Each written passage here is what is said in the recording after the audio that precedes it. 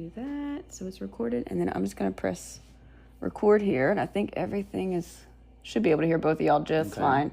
And then I'm just going to say today is September 10th, 2022. We're in Bordelonville, Louisiana. And Gerald Ducote will be interviewing Miss Sheila Guillot in French.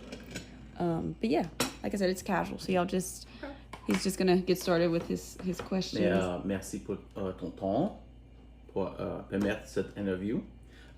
Mes premières questions, c'est sur la jeunesse, la famille. Et premièrement, quoi tu peux me dire sur toi-même? Et d'où tu viens, ta jeunesse, quand tu étais petite et les choses comme ça, en général. Okay, now I caught part of what he said.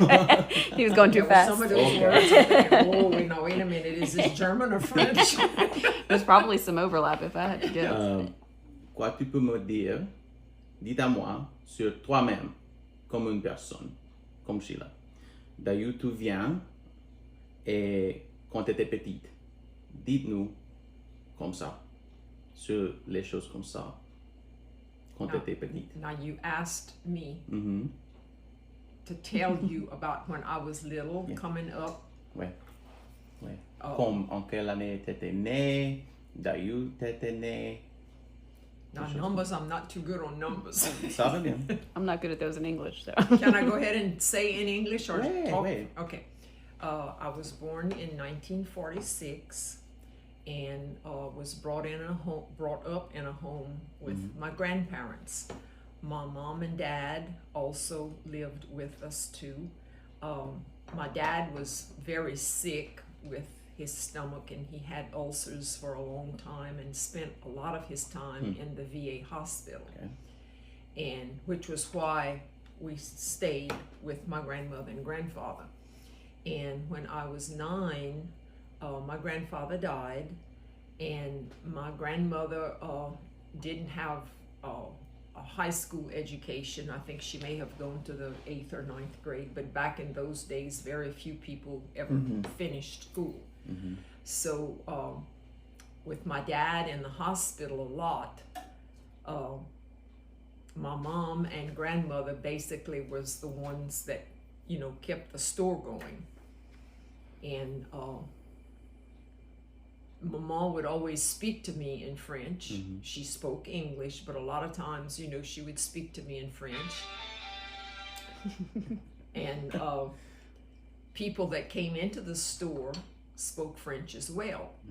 So that's how I learned to speak French. Okay.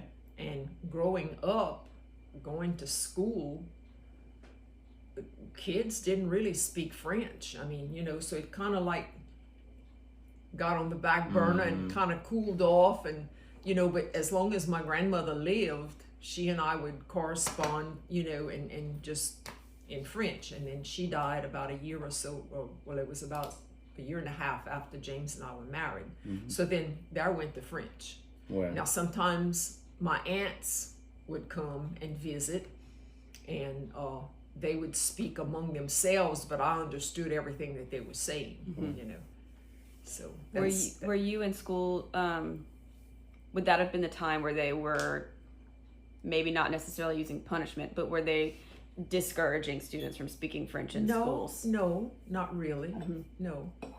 Okay. Kids just didn't speak French. I mean, that's just how it was, Yeah. Il y avait un magasin. Il y avait un magasin avec ta famille, un magasin qui a vendu quoi? Qu'est-ce qu'il y avait au magasin? Les choses qui étaient What happened to the store? Qui étaient vendues? What did they sell? It was a little general store. Okay. Potatoes, onions, bologna, canned vegetables. My grandfather had, like, on the left-hand side of the store maybe was about as wide as this kitchen and maybe as long. Well, I don't know if it would have been that long. On one side, you'd walk in, and there was the candy safe, I guess you could say, because it was something like that with all the different kind of candies, and to keep little kids from pulling. Right. And towards the back of the store, he had like chicken feed and feed in sacks for pigs and stuff like that. And then on the opposite side, well, he also had the canned goods on that side as well. And then on the opposite side, he had some material for the women that back then women would sew and make their own clothes. Every now and then somebody would order something from the Sears Roebuck catalog. That was a big deal. And let's see what else was on that side. I can't really remember. Well, he had a big Coca-Cola box about yay big, and he'd have to fill that with water, and that water would get real cold, and they'd put the bottles in it, and then on the side of that was the ice cream freezer. A lot going on there. And that was the ice cream that you'd have to scoop with an ice cream scoop and put it in a cone. And then he had a refrigerator in there also that had the salami, bologna, some of the cheese, just stuff like that you'd have to keep refrigerated. And I can remember on the opposite side, he had the cash register next to the candy box, and there was always a great big round cheese in a wooden container that never had to be refrigerated. And there was also a big plastic container that you would put Jack's cookies in, and they were about this big.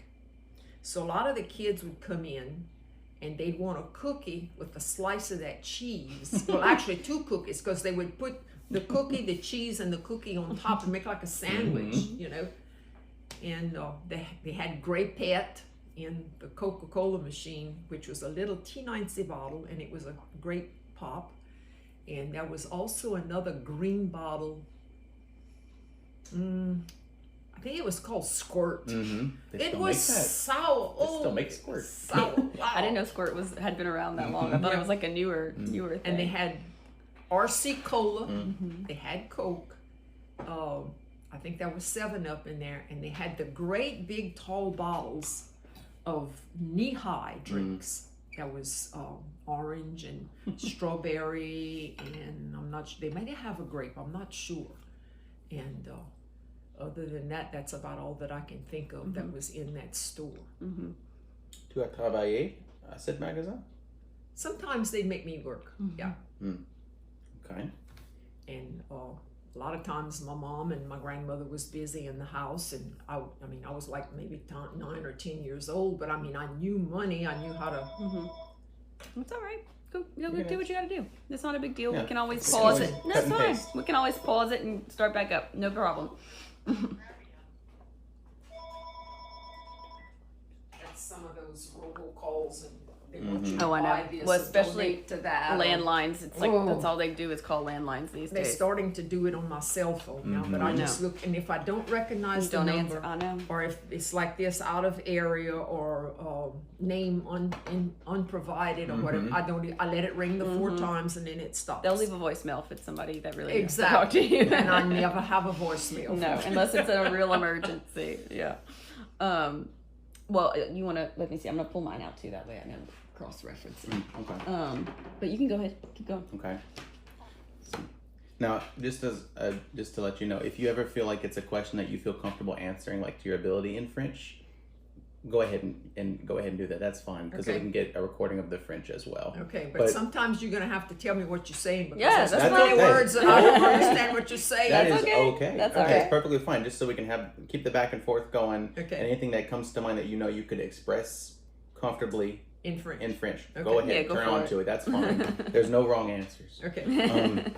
Ok, donc tu as travaillé dans ce magasin-là.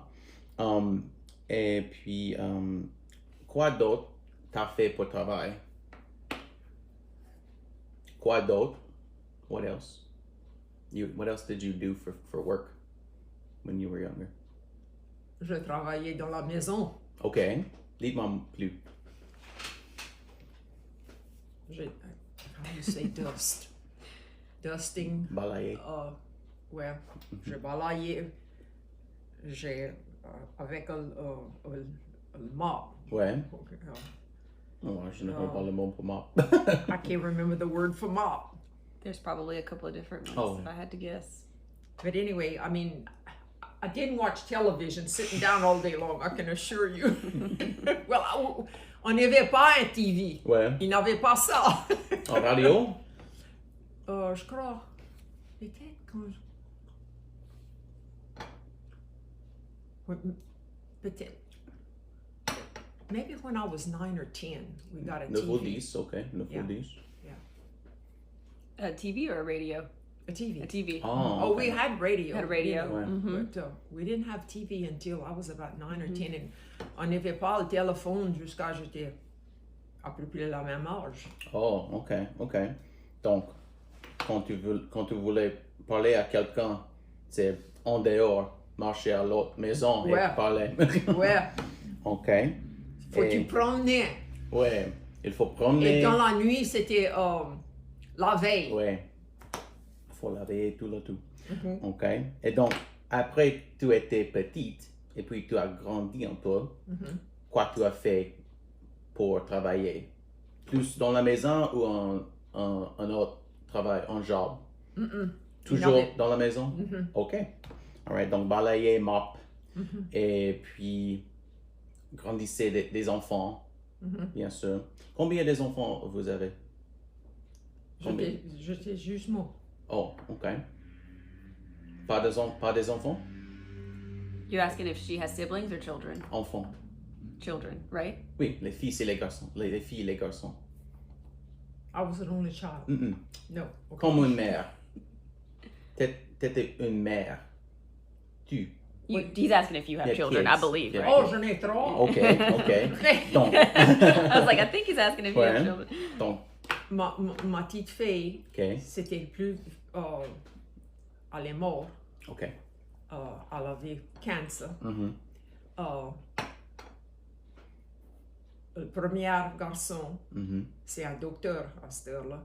Et mon petit bébé, c'était Kevin. Mhm. Et il appelait. Oh my gosh.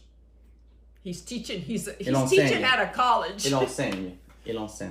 Il enseigne au collège. Ok. All right. College are you? Plano, Texas. Ok. All right. Il a commencé avec les petites. Uh-huh. Il a avancé avec les. How do you say middle age? I mean middle school, Secondaire. whatever.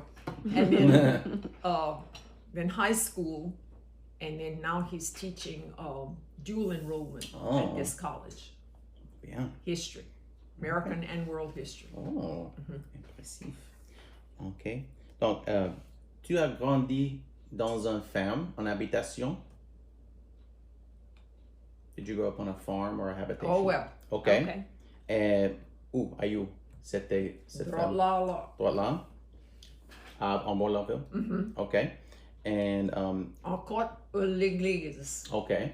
Okay. Yeah, if you want to, I was gonna say if you just want to like talk about what it was like to grow up in a farm. If Yeah. you want to say like any of that talk about that in French, like Gerald said, if you're comfortable. Yeah. Kind Anything of- that comes to mind. It doesn't have to Yeah. be me question, you answer. If you have a thought and want to run with it, go to the best of your comfortability. That's fine with me. Donc, J'ai aidé avec. oh, le fouiller. Et le coton, Mhm. Pour coûter quelque chose? picked cotton. Ouais.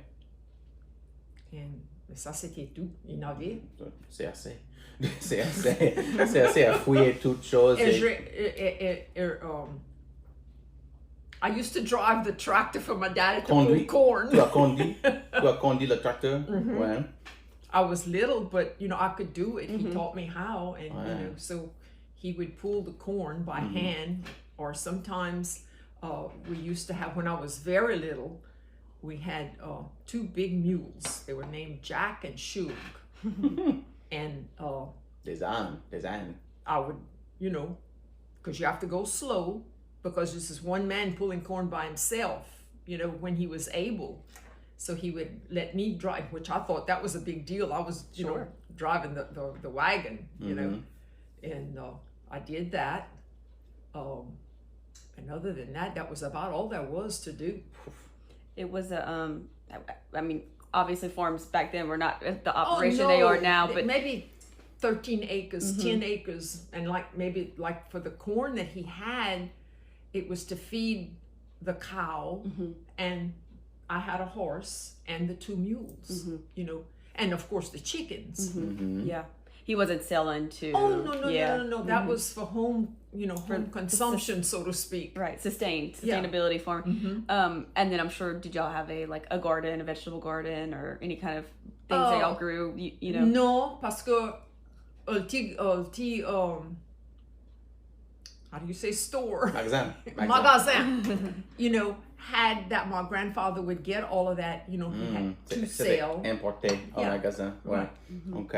Donc, tu as dit que ton père a poussé de maïs. Ouais. Est-ce qu'il avait des autres récoltes comme coton, ou tu as dit coton et de maïs, des fèves? Non, du sorghum? Non, pas de sorghum, non. Mais il des n'avait autres? pas de ça. Ouais, non. C'est plus moderne. OK.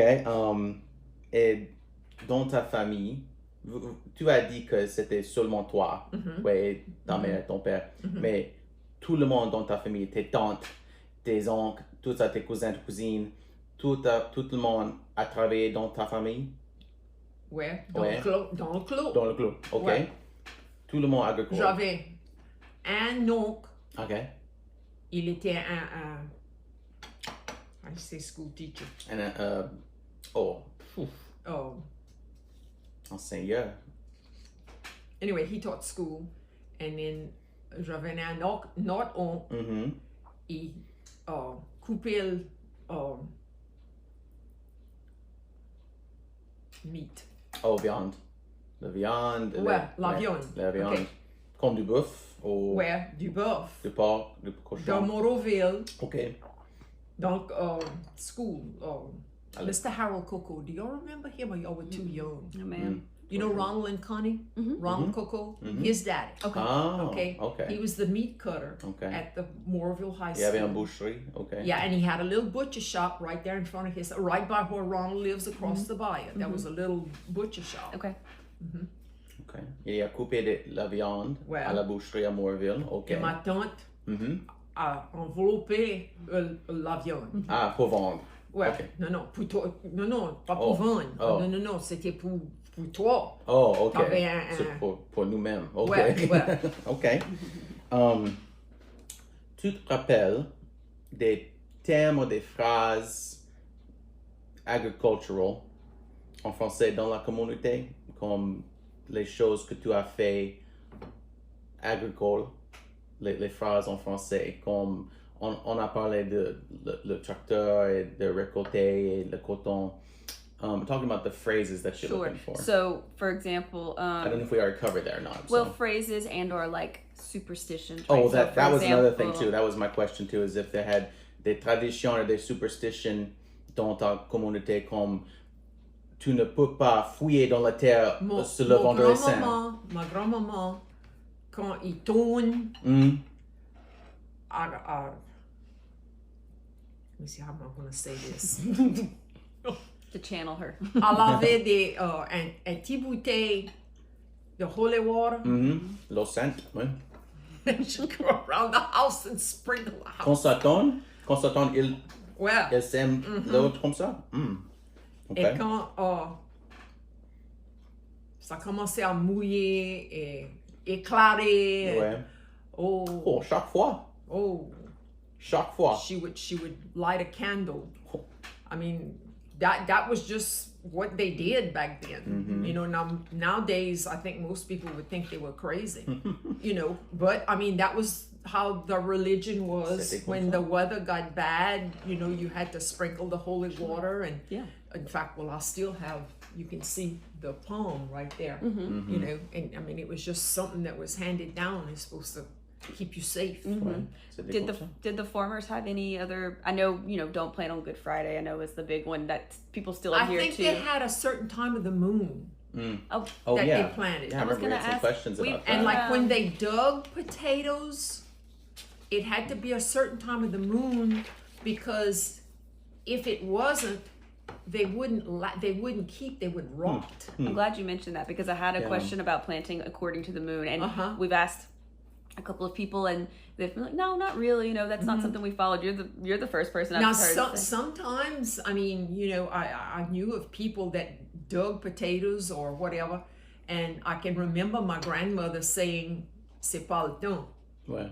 C'est pas le temps. Ça va pas faire. You know, so, and sure enough, I mean, within a couple of months, I mean, you know, their potatoes had run, because they would put them underneath the barn. And I can remember my daddy, when he used to plant onions, that was later on, he always put them on a wired, he had like a rack, and it was wire, so that the air, you know, could flow and keep them from rotting. But that was a certain time of the moon that they did plant, and a certain time that they harvested that like potatoes and stuff. Yeah. I've asked a couple of people about that, and they're like, no, not really. We kind of just... And they'd never wash them until they were ready to be consumed. Right. Left the dirt on them. Yeah. Tu connais ton père ou des autres personnes qui a planté des récoltes avec un almanach? Ouais. Comment ça? Mon grand-maman, Ouais.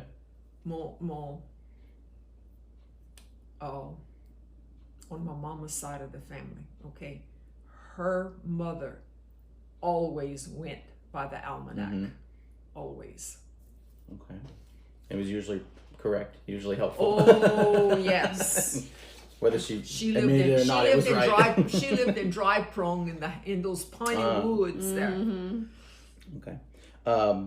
Avec ta famille, il y avait des personnes qui parlaient français sur la ferme avec ta famille? Where? Oui, parce que tu as dit que ton père et ta mère parlaient français, mais les autres... Mon maman? Ouais, non. Pas ta mère. À venir de Dry Prong. Ouais, il n'y a pas de français alors. OK. Ça parle pas français. Ouais. Your grandparents My mother. Your mother did not speak My French. mother did not. Right. Now she picked up words, you know, after her and dad were married, and just being around the old aunts that would come and visit and you know, she'd pick, but she never actually spoke French. Je crois que ma question c'est, est-ce qu'il avait beaucoup de français sur la ferme quand tu étais petite? You're asking me if there was a lot of French spoken when I was little. Sur la ferme, dans la maison, ouais. Ouais. Okay. Mon grand-papa et mon grand-maman. Et mon père. OK. Et tu as dit que tu ne parles pas français vraiment à l'école quand tu étais petite? Non? OK. Mais ce n'était pas parce que c'était puni, enfin punishment, c'était pas puni, mais juste cause... les petits parlaient pas comme ça. Yeah, personne ne parle pas, ouais. OK. Wait, you had that question about water I was going to ask. Oh, yeah. Right. So basically, you know, the bayou has changed so much over the years. It's not the same bayou it used to be. So one of the things I was kind of curious about is kind of what role the bayou would have played, you know, in everyone's lives growing up. You know, clearly it wasn't being used necessarily for transportation as much, I would think, when you were young. But, you know, did it play any role, right? Were people using it to fish? Were people using it for recreation? Or I guess how has it changed in your lifetime? You know, as a small child, we had a little footbridge that crossed the bayou right by the church up there, and I would always go because my aunt lived across the bayou, just a little ways to the left, and my cousin and I was always going either, you know, back and forth to each other's house and playing, making mud pies and whatever. And I remember where she lived, the bank of the bayou was kind of steep a little bit coming back towards the footbridge, and we made what they called in French un fourneau. Fourneau. You would dig a hole in the ground, but like, say this is the levee, okay? You would dig this hole like an oven. It was basically an oven. Okay. And we'd make a hole that the smoke could come up the through chimney. Yeah, exactly. And we would go and get little twigs and whatever to make heck, it was kind of big. Well, it was not big as an oven, but you know, and we would get little twigs and we would light a fire. And I remember one time we had put some, I think it was some gravels or rocks or something we had found kind of close along the bayou. And Elaine went and got a potato and an old boiler, and we boiled that potato, you know. And my aunt came outside and she said, "What are y'all doing?" "Oh, we're just playing." She says, "Y'all are cooking something." She says, "'Cause I can smell it." And so then Elaine told her, she says, "It's just a potato."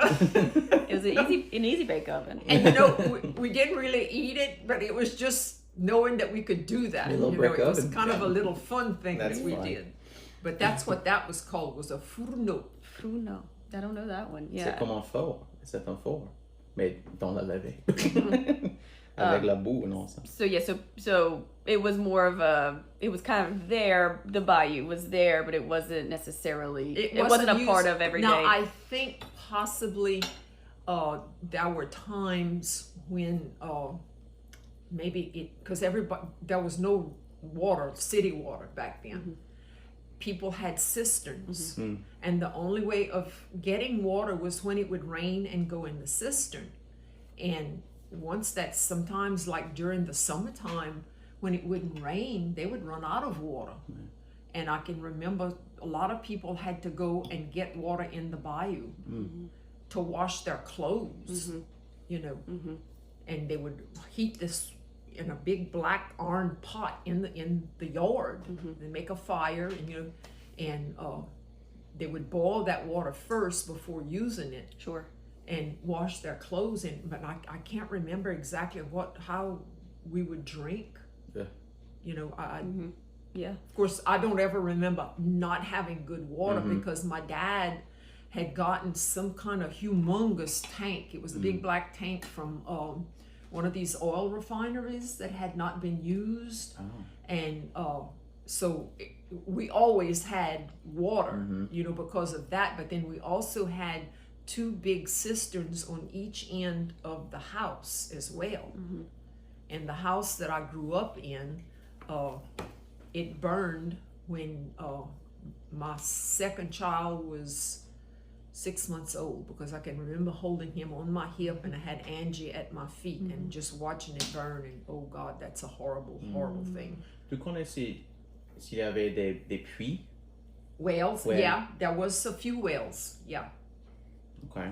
In fact, my dad had dug one time, and but I don't remember drinking that water from that. Oh, y'all didn't drink the well water. We always had those cisterns, you know, and that big long the barrel thing. Yeah. And ever so often, when it would get very low, mm-hmm. he would get in that thing, and it would scare me so bad. Mm-hmm. And he would clean it out. He would dig out all that mud, you know, that settlement that was in there. Mm-hmm. Yeah. And he'd always come out, he was so wet, not from the water, but from sweating, because, I mean, this was enclosed. This was like it was a big tank was what it was, you know? Yeah. Like what you see on the railroad, but it was like 2 or 3 in length of that. I mean, it was a huge thing. Mm-hmm. Yeah. I was just going to circle back to the store, because you were talking about your dad. And, you know, growing up on a farm, and it's a farming community, obviously. What role would you say, like, the store played with farmers? Was it a place for farmers to go and kind of meet or catch up, or was it more it was a little bit of both. Women going and doing their shopping, or? No, well, the women would come occasionally, but mainly they would send the men to get groceries. And that was because the men wanted tobacco. They would have that, I think it was called bull durn. It was in a little white sack, and it had a little yellow string, and they would carry it in their pocket. And then there was Prince Albert tobacco, and all of these were rolled. They'd roll their cigarettes, and they would sit down on the front porch of the store, and Papa would talk with them, you know, and then there was one old man, he would ride his horse. And it was so funny. When I'd see him coming, I'd tell Papa, well, get ready, he wants his orange pop. And sure enough, he had a list of what the wife wanted, and he'd call me T. He'd dit, T, va chercher un pop. And he always wanted an orange knee-high pop. His treat. So I would bring him the pop, and my grandfather would fill the order, and whatever the total was, he'd write it on the book, because hardly anybody ever paid cash when they came to the store. It was always charged. Right. And at the end of the year, when they'd get their crops sold, they would come and pay, whatever they owed. Now, there was some, I'm afraid they didn't make it, but Papa would always carry them until the next year. I mean, so. Yeah. That's what I was wondering about, if it was like a place for farmers to kind of two birds, one stone. And they also had card games on Saturday and Sunday afternoons. Okay. They would play in the back of the store for nickels, and they couldn't afford to play for dollar bills. Right. It was for fun. Yeah. Oh, it wasn't for fun. Sometimes it would get hot and heavy. Let me tell you. Were there any? I know there was a lot of stores along the highway at the time. I mean, I think somebody said there were like 14 at one time. When you'd cross the levee right here. Well, let's start back in Bordelonville. There was, they called him Mr. Tito Ba, Robert Gilray. There was one there, and then coming back this way, there was Mr. Jack Laborde. Then there was Mr. Estine Ferment, Mr. Martin Tassin, who had the post office in his store. And then it was Papa's store, and there was a store right here next door, Mr. Covington's, and then next to here was Mr. Wyndham Bardlon, and right next to him was my godfather's store, Edouard de Sale. You'd go over the levee, and that was Mr. Gaston de Sale, and you'd go up to Rex Mullane. There was another little bitty store. It was Mr. What was that old man's name? I think was it T something? Because he was so little. He was a little bitty short fella, a little tiny man. And as you'd go further down the road, there was another store where the Hesses, Miss Vera and Miss Elizabeth, were two school teachers, taught first grade in Bordelonville. Well, their brother had a store there. Okay. And then further down was Mr. Adam Ponche's store, who also had the post office in that one. Yes, ma'am. And further down in the bend, I think that might have been the last one until you'd hit that Hamburg loop, and then that was Mr. That Bardlon, Oscar. Yeah. Yes, ma'am. Now I might have skipped one, but That's a lot. That was a lot of That's a lot on stores, one because stretch of there road. was a lot of people. Sure. And there was no Walmart. Right. Yeah. There was no Kroger. There was, it was just the little stores that kept people going, thriving. Right. Were there a lot of like bars or there was areas? two at one time? Okay. There was two right here. Mr. George Laborde's and Mr. Fillmore Tassin, and they were like next to each other, right there on the Bayou Bank, sort of. And there was a little cafe. It was Miss Minnie's Cafe, and she made the best hamburgers. Oh my God! But anyway, it was a barroom dance hall together. Okay. Yeah. And sometimes Mr. Fillmore would, in fact, Clay's grandfather was Mr. Fillmore Tassin. Okay. And he would show movies in that, like on a Saturday or something, but that one burned. And there was a lot of speculation as to why that one burned. But whatever. Can't prove anything, but anyway. Statute of limitations. And then there was one further up by just past Mr. Jack Laborde's store. It was Mr. Amos Bardlon. And then after he died, Bobby Coco took it over. It was called Bobby's Bar, but that was a dance hall in there as well. Where the dance hall is more so for like, would the parents go out on the Saturday night, or was it more for the young kids to go? The parents would bring their kids. They'd bring their kids. Mm-hmm. The parents would sit all along the wall, no air conditioning, windows were raised up, and there was like a bench all along the wall. And there was little tables, mainly on Saturday night was, I guess you could say, more so for the adults. Mm-hmm. But like on Sunday nights, the young kids were there, and sometimes there was a band, which was how I got to singing. Oh, I didn't know you sang. Oh yeah, well I sing for weddings and that's true. funerals You all sing the at time. church. That's true. But the guy that had this country band was from here, and all of the band members were from here too.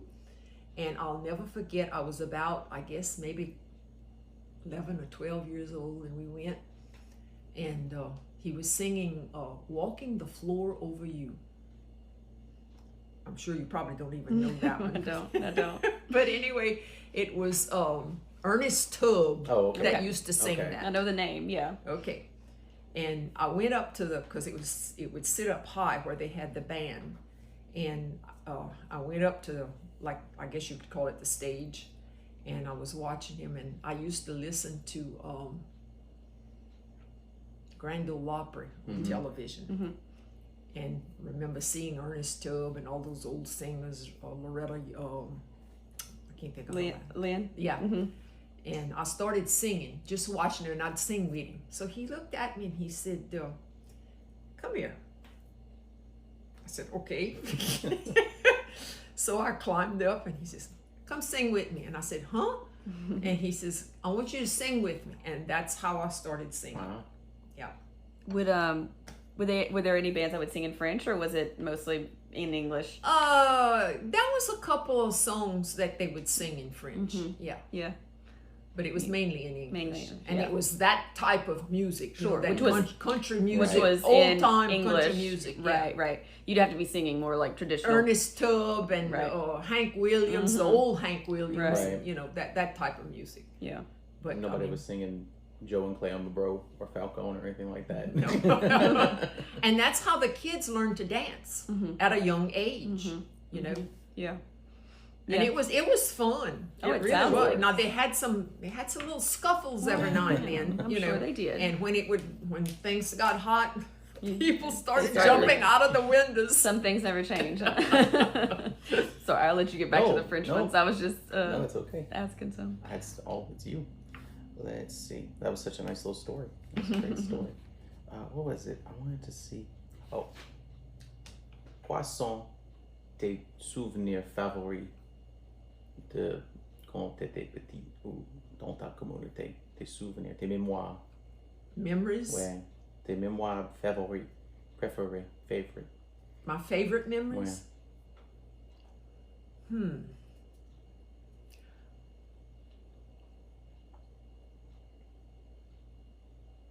Je restais en côte de l'église. Okay. Et tous les dimanches à 6 heures, on enlevait et faut que tu vas à la messe. Ouais. Tu peux pas dire oh, je veux pas. Tu vas à la messe. Toujours. Chaque dimanche. Tous les dimanches. Et c'était à 6 heures du matin. Mm-hmm. Et pour moi, je voulais dormir. J'étais petite. Ouais. Mais et tu peux pas manger. Oh non, Dans pas avant la messe. Non, oh, non. Non. C'est pas comme ça à cette heure, ben, n'importe. Non, ouais. Oh, C'était un pêche. et tu vas. Tu grouilles pas. Tu parles pas. Ouais. Et si tu parles, Oh. and tape. Ouais. And for me, that was the best time of my childhood because back then going to Mass and to communion, it was very reverent. Ouais, la silence. We had a railing that you would kneel down to take communion with a white linen cloth that would cover your hands. And I mean, it was just, I don't know, it just made me have the best feeling, just knowing that Jesus was there with you, you know. And as a small child, the old priest that we had was Father de Culla. He was from Belgium. After before my grandfather died, he would help my grandfather and myself would roll the nickels and sometimes some quarters that people would put in the basket for at offertory. And when my grandfather would need change in the store, he would either send me with something to the priest, and he would give me change. They would swap, you know. And sometimes after the Sunday Mass, like on Sunday afternoons, I would go and help the priests put all the coins in those little paper rollers. And I knew the combination to the safe. I can't remember it now, but I knew it then. And then after my grandfather died, that old priest was sort of became another grandfather for me. And he's the one that actually taught me all of my prayers so that I could make my first communion. I would walk with him in the afternoons because there was a lot of trees planted along the church. And there was so many of those little, what we call tigris, those little English sparrows. And they would poop all over everything. And he would shoot with a gun, not shoot the birds, but shoot up in the air and make them fly away. And I was always asking questions. As a small child, all kids do that. And I can remember one time, I don't remember exactly what I was asking. And he told me, he says, "Now, Sheila, you need to stop." Take a break.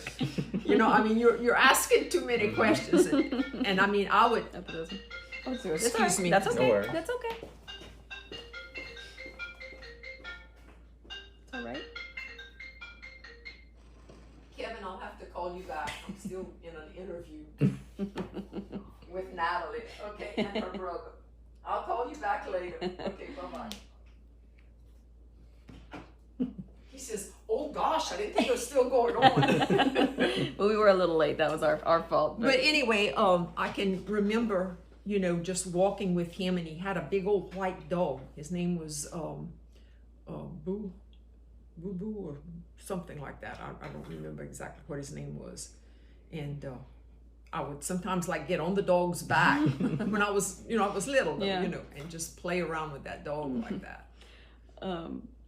I was just thinking about, you know, how Mr. James is obviously a farmer and you grew up on a farm, and kind of some of the questions, you know, we've been asking is obviously we all know it's changed significantly. Oh, and God, has it kind changed? of in your lifetime, I guess, if you wanted to talk a little bit about how it's changed, and not only, you know, obviously the technical and mechanical side of it, but also just kind of how, you know, farmers' roles in the communities have changed.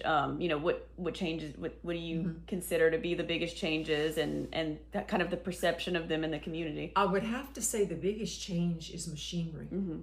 Growing up, my dad had the 2 mules that I spoke of earlier, and he would plow with this. If you ever watch Little House on the Prairie or some of these old movies and stuff, you know, my dad would use this plow, and now look at these big tractors. Yeah. You know, I mean, it started with little bitty tractors, and as years passed, they kept getting bigger and bigger and bigger.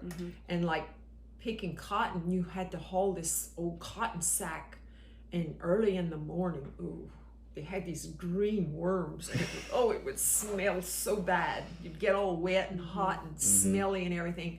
And now they've got an air-conditioned cotton picker that does all of that. You know, in fact, I think now they even have them to where they make the bales in the machine and dumps it out. I haven't seen one, but I think I remember James talking about that. Probably, yeah. And you know, back then you'd empty these sacks into the wagon and you would stomp it, you know, to pack it, and then get the mule or the horses and take the wagon to the gin, which there was a gin about 1.5 miles up this way. There used to be gins. And there was a gin right here. And well, there was one in Moraville too, right by the light, you know. And I used to get all excited though when I'd have to go to the gin. It just amazed me seeing that cotton fall down into this thing, and then all of a sudden you'd hear boom, and it was this huge bale that would come out this press, you know. And it's not like that anymore. No. Yeah. And corn was the same thing. You had to pull corn by hand and throw it in a wagon.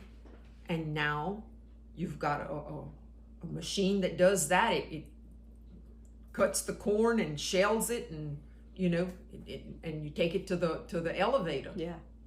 It's it different. has just changed immensely. And do you find like maybe like the perception or just like the role that farmers have in the community is different? Do you think that the community kind of has a different, not attitude, but a different perspective? Or I guess how has the perspective of farmers changed over the years, you find? Well, back then there was not a whole lot of chemicals and stuff that was used, whereas nowadays, and it's so expensive now to make a crop. You're not only having to buy the seed, which has normally been treated with something which causes the seed so much to be expensive. And then once the seed is in the ground, then you have to start using different kinds of poison, you know, I mean, it's like, it's no win. I mean, you coming out in the hole almost every year. And then it's to know if somebody up in DC or whatever is gonna say something, and then the prices fall, and then there goes your profit. Yeah, there's a lot more and the weather now is not as predictable as it was back years ago. The spring, you would get spring rains. It would bring up the water table for the planting, you know, and then the summer was the heat and a rain every now and then. And now it's just not like that anymore. You just can't depend on the weather anymore. Yeah. The weather pattern has just changed tremendously. Right. It's not a pattern. No, well, no. I mean, if it is, we don't know it anymore. It's random. Yeah, right. Exactly. And it's like those almanacs, those go off of 30-year cycles of predictability. They update those with 30 years of information. Well, they started counting 15 years ago. The last 15 years the next 15 years are going to influence it. So you're going to have a totally wacky pattern for the next almanac. And my grandmother always used to say that the weathermen weather forecasts, but nobody knew what they were talking about. People still say that. She'd say, "Je seul bon Dieu connaît." That means only God knows what's going to happen with the weather. Too funny. Well, were there any other questions you wanted to ask you could ask in French that I didn't already cover? Avec la ferme, il y avait des traitements avec les choses de la ferme, les traitements spéciaux pour les maladies que tu connais. Now you asked me if there was any treatments for certain ailments. Okay. Avec les choses qui viennent de la ferme. Now you lost me. Treatments from things that would come from the farm produced things that could be used for ailments, or just traditional treatment things that you remember that weren't necessarily going to the doctor and getting medicine or getting a treatment or something like that. Something more traditional. Or some folk medicine. Mom, I remembered stepping on a rusty nail when I was little, and we had gone to see my daddy at the VA at the time, because like I said, he was sick a lot. And we spent the night at my grandmother's that lived in Dry Prong, and I started with the fever. I mean, that foot had gotten infected.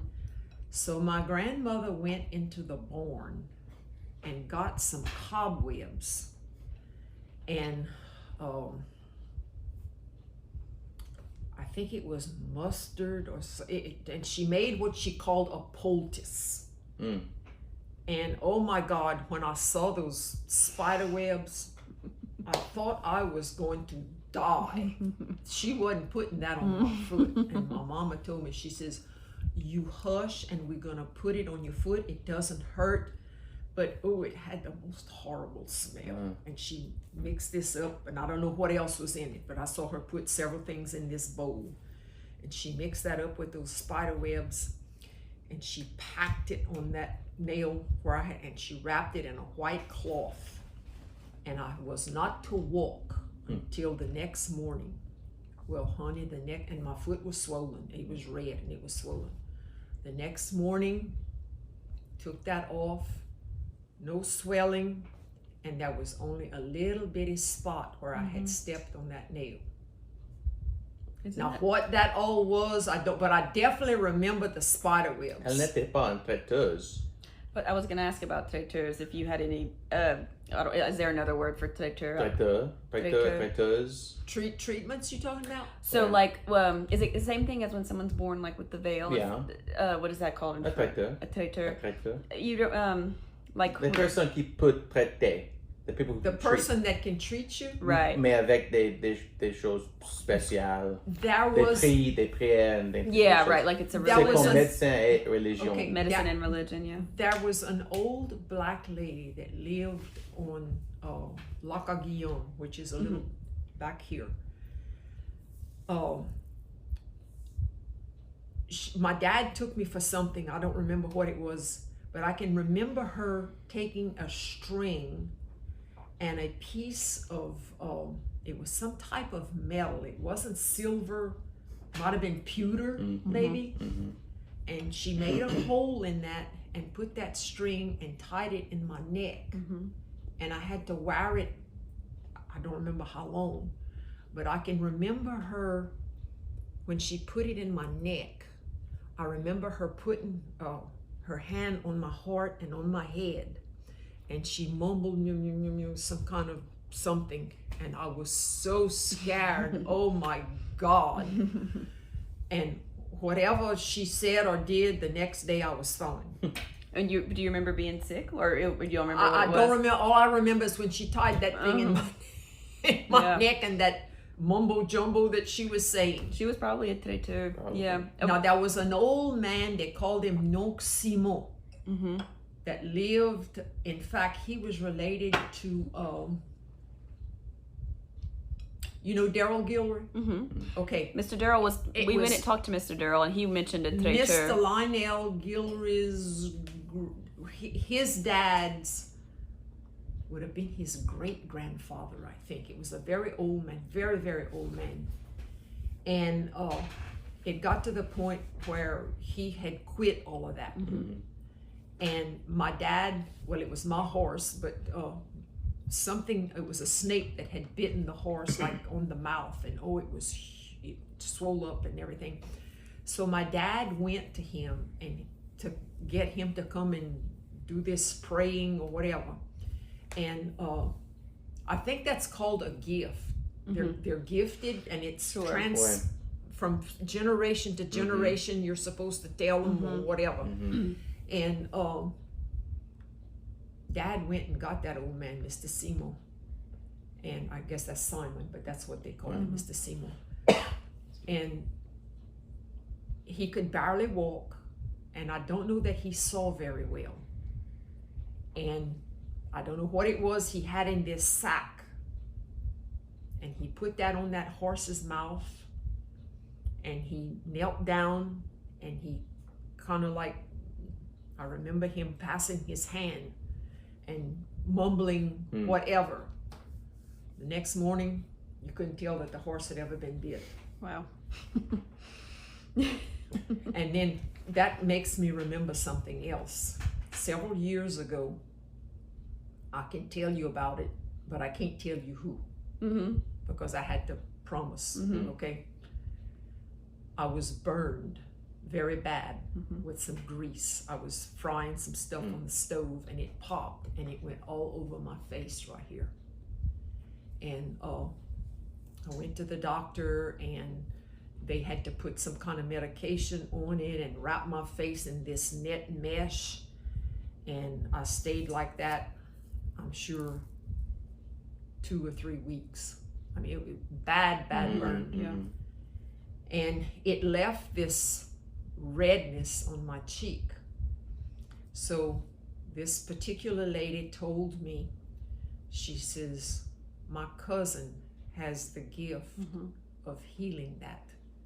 And I looked at her kind of funny and I said, what do you mean? She says, you go to her. I'll call her first and see, because she says she doesn't want anybody to know, but she says, because I know you, you know, she says, I'll call her and see if she'll see you. And she did. So I called and I asked her when could she see me, and she told me when to go. But that could not be anyone at the house. If I saw anyone at the house, I was not to stop. Well, there was no one at the house, so I went in and she blew on my face. She made me sit down and she put her hand on my head and she mumbled something and she blew on my face 3 or 4 times. And she backed up and she said, of course I had to promise before that I could never tell that she did that. And, you know, I don't think she's living anymore. But anyhow, within a week's time, the redness was gone. Crazy. Could you tell her thank you? No. No. So I couldn't say a word. Right. I couldn't pay her. That's what I've heard about. Give her something like maybe a flower. Nothing. No kind of appreciation. When you leave from here, you never came. Right. That's what we talked to someone else who mentioned that they had gone to, maybe it was like a ward or something. It was a traiteur. Could have even been the same person, who knows? And he's had the same similar story. You know, you were never here technically. Don't tell me thank you. Don't give me any kind of thank you gift. I just had another thought. My mom scalded her legs with some hot water. I think she dropped a kettle or something, and when it splashed, it went, and it burned her legs very bad. And my dad took her to that old man up there, Mr. Simon. And within a week's time, there was no more redness. I mean, nothing. You could have ever guessed that there was anything wrong with her legs. Incredible. But now he was known, so people went. Right, people would go to him. Yeah. Correct, yeah. And it might just be they might have had different, you know, techniques or a different gift. I mean, I don't know. Yeah. The poultice sounds more like it's folk medicine. You know, like it's an understood. We know it works. We don't know why, but we know how to make it happen. Versus something based in religion. Right. My mom's dad's, Papa Brown's grandmother was Indian. So that could have derived from the Indians. Yeah, it's all mixed up in the same in the culture. Yeah. Well, I just saw that we're at about an hour, so I don't want to keep you too much longer. Coffee? Oh no, I'm right. fine. Thank you. But I just was going to ask if there was anything else that you were thinking about that you wanted to share with us. Well, as we talk, I mean, these I know things I know. we can talk to my mind that I had long forgotten. We'll have to come back for round 2. But yeah, I think we covered kind of all the things. I wish I could have spoken more in French. That's a lot of what okay. he said.